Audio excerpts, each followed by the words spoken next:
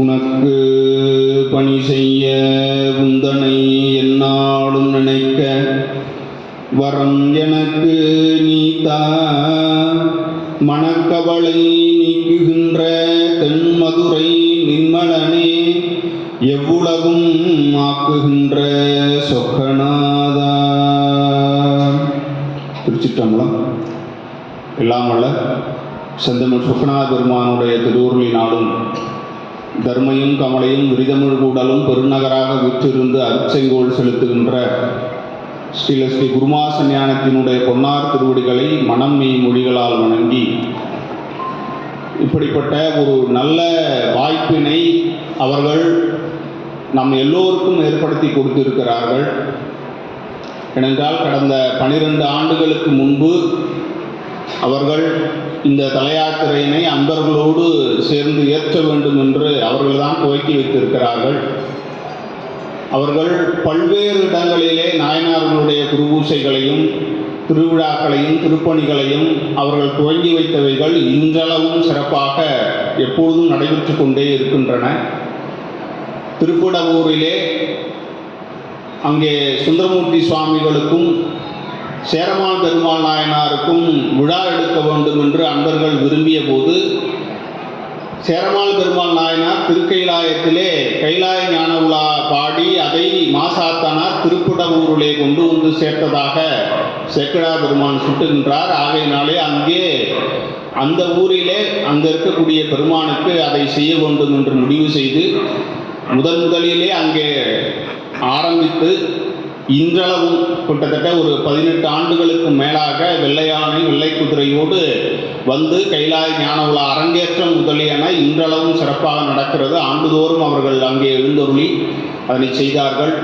விராலிமலையிலே இடங்கடி நாயனாருக்கான குருபூசை விழாவினை அவர்கள் அங்கே துவங்கி வைத்து செய்தார்கள். இன்றைக்கு எல்லோரும் நாம் கொண்டாடி கொண்டிருக்கின்ற திருவையாறு கைலை காட்சி விழாவினை இந்த அளவிற்கு பெருமையாக திருமுறை இன்னிசை நிகழ்ச்சியோடு அவர்கள் நடத்தி காட்டுகின்ற பாங்கு கைலை பதியங்களையெல்லாம் நாம் சிந்திக்க வேண்டும் என்று அவர்கள் கொடுத்த ஊக்கம், அவர்கள் கொடுக்கின்ற வழிகாட்டுதலின் வழியிலே நாம் எல்லோரும் குருவருளினாலே திருவருளை பெறுவதற்கு ஒரு வழிகாட்டுதலாக இருக்கின்றது.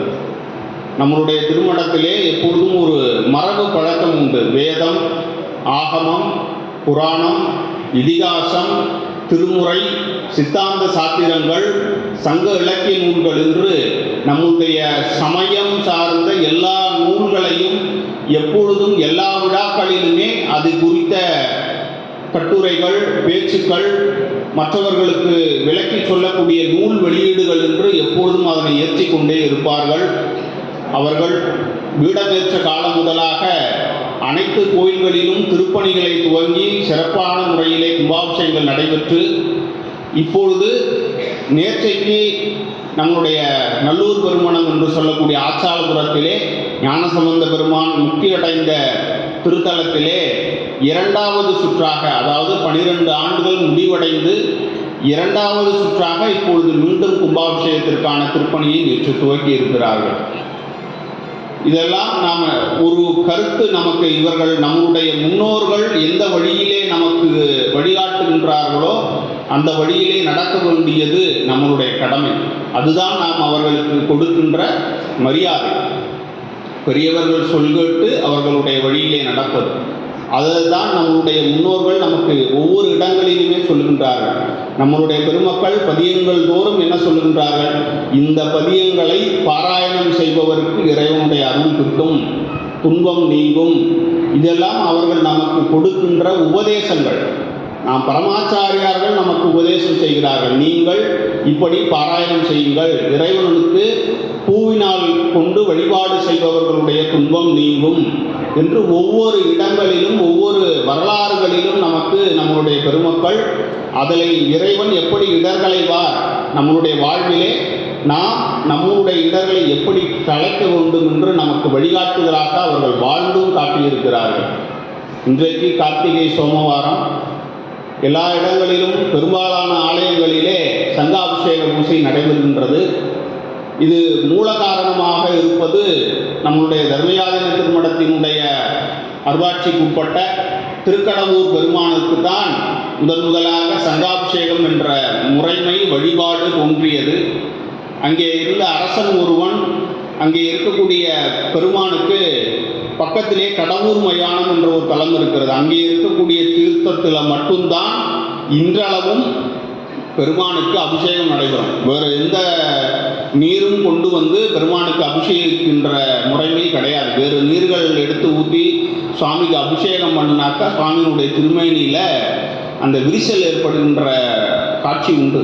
அதை அரசனிடம் சொன்னபோது அவன் கேட்காமல் என்ன செய்கிறான் என்று சொன்னால் குளத்து நீர் எடுத்துக்கொண்டு வந்து அதை சுவாமிக்கு திருமஞ்சனம் மாட்ட வேண்டும் என்றும் அவன் சொல்லுகின்றான். இப்போது பெருமானுடைய திருமேனியிலே சில வீரர்கள் ஏற்பட்டு அதனாலே அவனுக்கு உடலில் நோய்கள் ஏற்படுகின்றது. அப்போது இந்த நோய்களை எப்படி நீக்க வேண்டும், தன்னுடைய குற்றம் நீங்க வேண்டும் என்று பெருமானிடத்திலே விண்ணப்பிக்கின்ற போது 96 வகையான மூலிகைகளை கொண்டு சங்கினாலே பெருமானுக்கு அபிஷேகம் செய்து அந்த தீர்த்தத்தை பருகினால் உடலில் உள்ள நோய்கள் எல்லாம் தீரும் என்று அசரீரியாக பெருமான் அருளி செய்கின்றார். நாம் எல்லாம் படிக்கிறோம், மூர்த்தி தலம் தீர்த்தம் முறையாக துவங்கினோருக்கு ஒரு வார்த்தை சொல்ல சர்க்குரு வாய்க்கும் பராபரமே. மூர்த்தியினுடைய பெருமை, பெருமானுடைய பெருமை, மூர்த்தியாக இருக்கக்கூடிய பெருமானுடைய பெருமை அளவிற்கரியது. பல்வேறு தலங்களும் தீர்த்தமும் பெருமானுடைய பெயரினாலும் பெருமானை வழிபட்டவர்களுடைய பெயரினாலும் விளங்குகின்றது.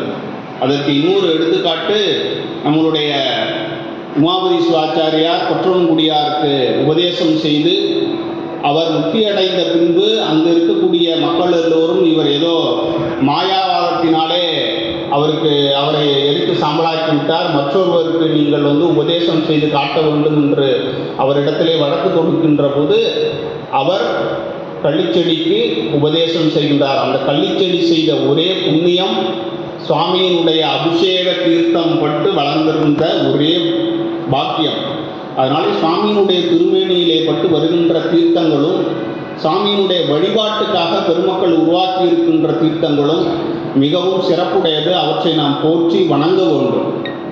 மார்கழி மாதம் முதல் கார்த்திகை முதல் ஐப்பசி என்று ஒவ்வொரு மாதமும் நாம் காவிரி ஆற்றினையும் தீர்த்தங்களையும் மிக சிறப்பாக கொண்டாடும் விதமாக பெருமான் எழுந்தருளி